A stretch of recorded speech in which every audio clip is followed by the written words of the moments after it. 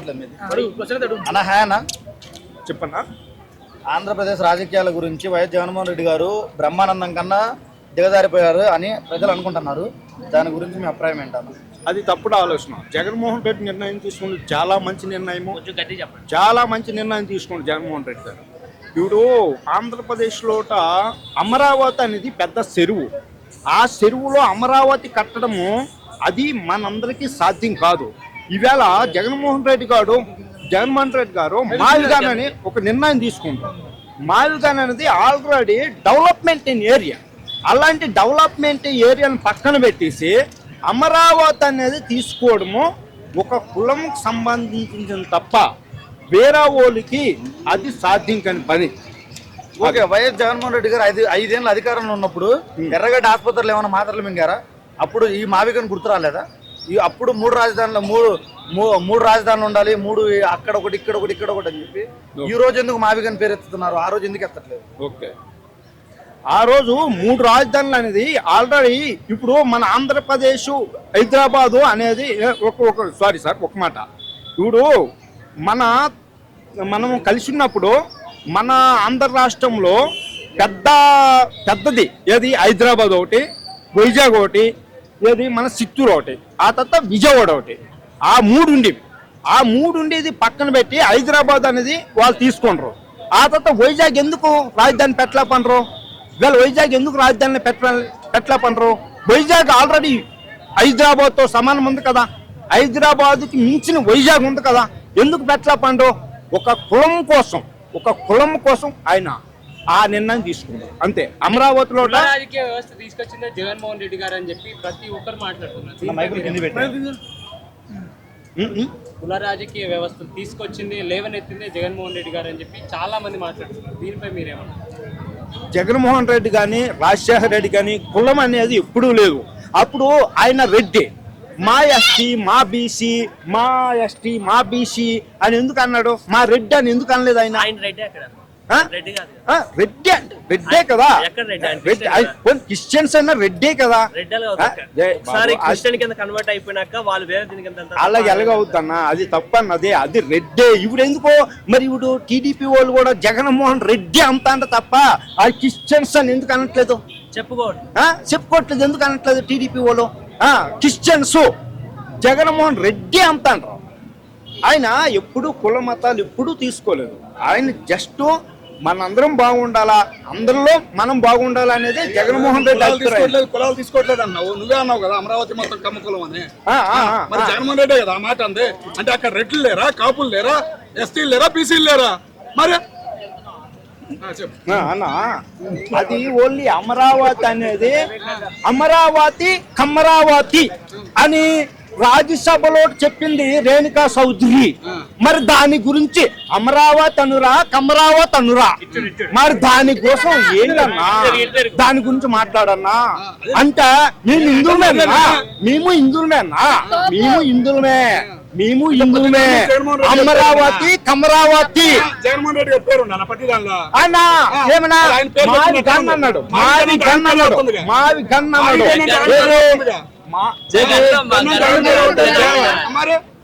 అంటే వాళ్ళ సొంత సిస్టరే అది.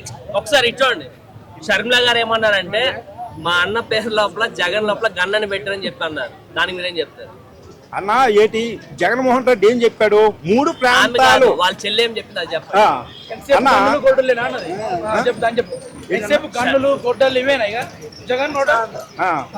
అన్నా ఎవరు చెప్పారు? షర్మిలా చెప్పారా?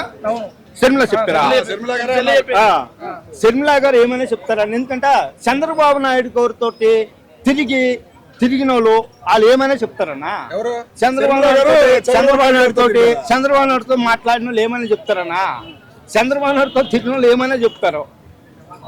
చంద్రబాబు నాయుడుతో తిరిగిన వాళ్ళు ఏమైనా చెప్తారన్నా?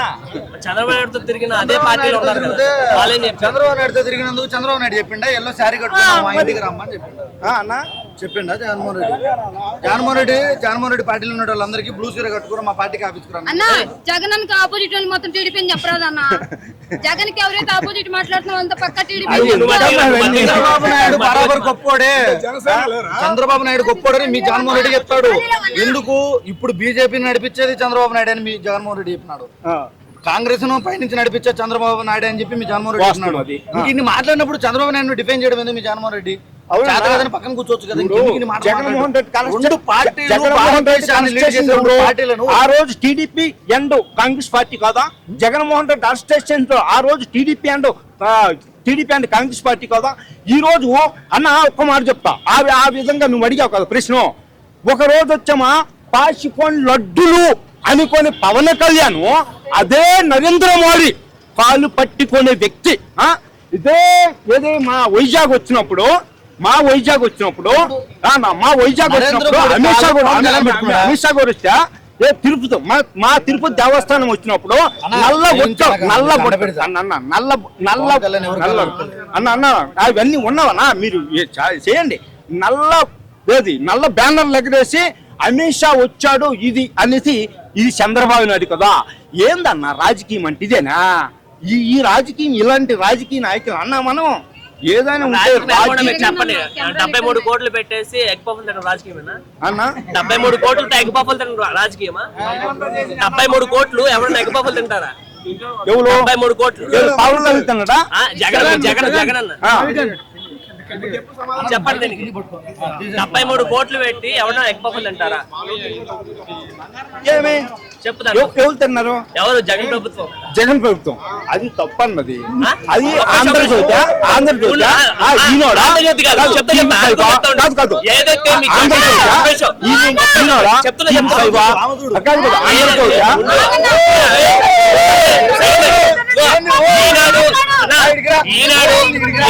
ఇవి కాదు. ఏదైతే మీ జగనన్న గూగుల్ నేను తెచ్చాను కదా, అదే గూగుల్ లో సెర్చ్ చేసి చూస్తే 73 కోట్లు అని ఒకటి ఉంటది.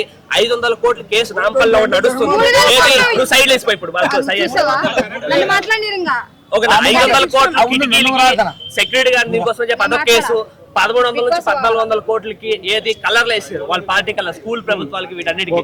ఓకే, దానిపైన కేసులు ఉన్నాయి ఆల్రెడీ. అదే గూగుల్కి వెళ్ళి చెక్ చేయండి.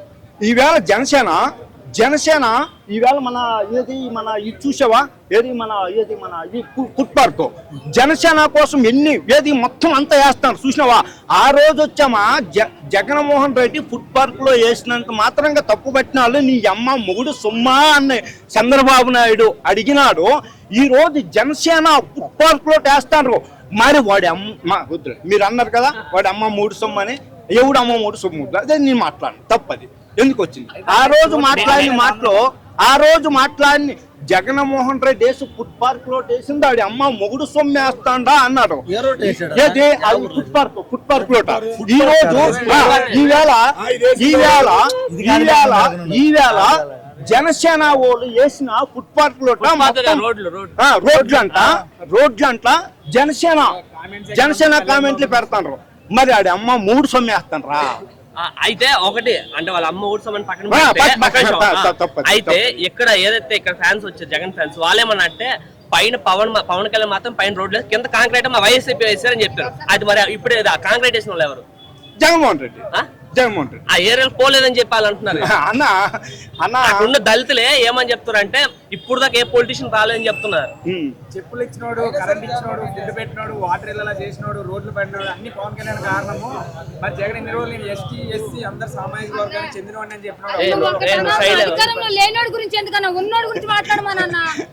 లేనోడు ఎందుకన్నా నిర్ణయించేది ఆంధ్రప్రదేశ్ ను? లేనోడికి ఎందుకన్నా మావిగన్ మావిగన్ గురించి ఎందుకు చెప్పన్నా? 73 కోట్లు ఎగ్ పఫ్ గురించి చెప్పు. 73 కోట్లు ఎగ్ పఫ్ అనేది లోకేష్ కి అడిగితే 73 కోట్లు అనేది లెగ్ పప్పు అనేది లోకేష్ కి పేరుంది. ఆ 73 కోట్లు లెగ్ పప్పు అనేది లోకేష్ పేరుంది కానీ రిజిస్టర్ అయి ఉంది మాత్రం జగన్ గారి పేరు. మీ ఆంధ్రజ్యోతి, మీ ఈనాడు, ఈనాడు ఏపీ అని ఇవి కాదు. ఏదైతే జగన్ గారు చెప్పారు నేను గూగుల్ తెచ్చా అని చెప్పారు అదే గూగుల్లో ఉంది. చెక్ చేయ ఒకసారి.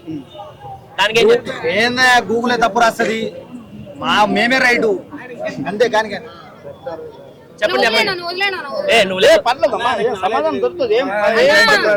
నమస్కారం. ఈరోజు చూసుకున్నట్టయితే వైసీపీ కార్యకర్తలు ఫీజు రీయింబర్స్మెంట్ అంటే ఇవ్వాల్సిన బకాయిలు బాకీ ఉన్నారని చెప్పి ట్రోల్ చేస్తా ఉన్నారు నారా లోకేష్ గారిని. ఇది ఎంతవరకు కరెక్ట్? అంటే రాలేదా, వచ్చినా కూడా ఇవ్వట్లేదా?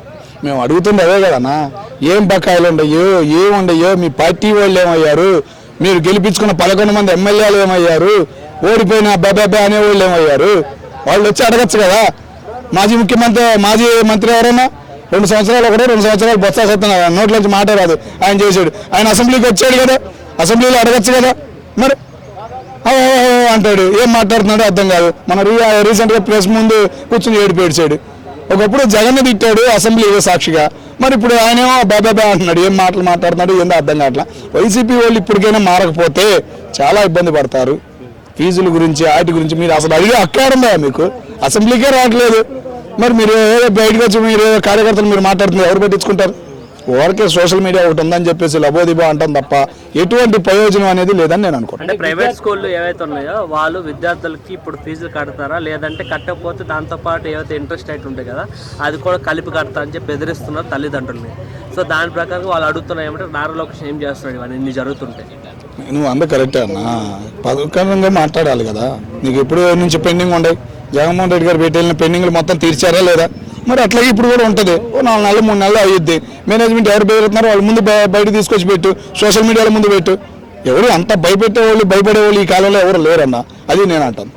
అంటే విద్యార్థులు కూడా ధర్నాలు చేస్తున్నటువంటి పరిస్థితి అయితే ఇక్కడ కనబడుతుంది కదా. అంటే రాకపోవడం వల్లనే ఆ విధంగా ధర్నాలకు పాల్పడుతున్నారు కదా అనుకోవచ్చు కదా. ధర్నాలా ఏం మాట్లాడుతున్నాను? ఒకప్పుడు ధర్నాలు ఎట్టా ఉండేవి? ఆంధ్ర యూనివర్సిటీలో చేసిన ధర్నాలు ఎట్టా ఉండే, ఉస్మానియా యూనివర్సిటీలో చేసిన ధర్నాలు ఎట్టా ఉండే ఫీజుల గురించి? మరి ఇప్పుడు ఏం జరుగుతున్నాయా? నీ మీడియాలో ఏం చూపిస్తున్నావు? ఎవరైనా ధర్నాలు 10 మంది అంటున్నారా? మరి చేసే ధర్నం ఏదైనా కరెక్ట్గా చేయాలి. అది ఉంటే ప్రాబ్లం ఉంటే వాళ్ళు చేస్తారు, ప్రాబ్లం లేనప్పుడు వాళ్ళు ఏం చేస్తారు నీకు? అది నేను అంటాను. అంటే ఇదే కాకుండా ఇప్పుడు అమరావతిలో ఏదైతే హాస్పిటల్ ఉందో హాస్పిటల్ సిబ్బంది కూడా వాళ్ళు ధర్నాకు దిగినారు. ఏంటంటే వాళ్ళకి ఇవ్వాల్సిన జీతాలు సరిగ్గా ఇవ్వట్లేదని, వాళ్ళు తినడానికి కూడా డబ్బులు లేవని చెప్పి వాళ్ళు కూడా ప్లకార్డులు పట్టుకొని బయట నిలబడి ధర్నా చేసినటువంటి పరిస్థితి అవుతుంది. అంటే ఎందుకు పట్టించుకోవడం లేదు గవర్నమెంట్ అని మీరు అనుకుంటున్నారు? గవర్నమెంట్ పట్టించుకుంటే సరైన అడిగే నాయకుడు ఎవరు లేడు గవర్నమెంట్ని. ఏ గవర్నమెంట్ అయినా కానీ సరైన నాయకుడు ఉంటే అడిగితే కరెక్ట్గా మా చేసే భయం అనేది ఉంటుంది. ప్రతిపక్షమే లేదు. ప్రతిపక్షం ఒక నాయకుడు ఉంటే 5 సంవత్సరాలు పరిపాలించాలంటే ఆయనకి ఏం తెలియదు. మరి అట్లాంటి వాళ్ళు ఉన్నప్పుడు వీళ్ళు ఏం చేస్తారు? ఎవరు పట్టించుకుంటారు? సరైన పట్టించుకునే వాడు ఉంటే ఎవరికి భయం ఉంటుంది, ముందుకు వెళ్తారన్నా. మరి ఎవరైనా రూపాయి సంపాదించుకోవడానికే రాజకీయాల్లోకి వస్తారు. మరి ఎవరు లేరు కాబట్టి ప్రతిపక్షం అనే వాళ్ళు ఉండాలి అనేది ఇప్పుడు కూడా జనానికి తెలియాలి అని నేను అనుకుంటాను. అయితే స్కూళ్ళు కాలేజీలు పట్టించుకోకుండా రెడ్ బుక్ పట్టుకొని తిరుగుతున్నాం అని చెప్పేసి లోకేష్ విమర్శిస్తారు. రెడ్ బుక్ నువ్వు మంచి మాట అడిగావన్నా. రెడ్ బుక్ అనేది గట్టిగా పట్టుకుంటే ఈ 2 సంవత్సరాల్లో దగ్గర 70 మంది 50 మంది బయటికే వచ్చేవాళ్ళు కాదు. ఓకేనా? ఆయన రెడ్ బుక్ కన్నా కూడా విద్యాశాఖ మంత్రి పరంగా కాకుండా మంగళగిరి ప్లస్ ఐటీ కంపెనీల మీద శ్రద్ధ అనేది చూపిస్తున్నాడు. 20 లక్షల టార్గెట్ పెట్టుకున్నారన్న. 6 లక్షలు 7 లక్షలు ఉద్యోగాలు ఇచ్చారు. ఇంకా 14 లక్షలు 15 లక్షలు పెండింగ్ ఉన్నాయి. ఆ ఉద్యోగాలు ఎలా ఇవ్వాలి? బయటికి వెళ్ళిపోతున్న యువతను ఎట్లా ఆపాలి? బయట దేశాల్లో నలిగిపోతున్న మన తెలుగు వాళ్ళని ఎట్లా కాపాడాలి అని ఒక శ్రద్ధగా వెళ్తున్నాడు లోకేష్ గారు. రాజకీయం నేర్చుకుంటున్నాడు, నాయకులను మారుస్తున్నాడు, ప్రతి టీడీపీ ఎమ్మెల్యేకి కుటుంబం విందిస్తున్నాడు. వాళ్ళు ఎలా నడుచుకోవాలి ఏందనేది ఒక పద్ధతి వాళ్ళ ద్వారా అంటున్నాడు. ఈయనకి చెప్పాల్సిన విధంగా చెబుతున్నాడు. రాజకీయం నేర్చుకుంటున్నాడు అన్న. ప్రశాంతంగా రాజకీయంలో నడుస్తున్నాడు.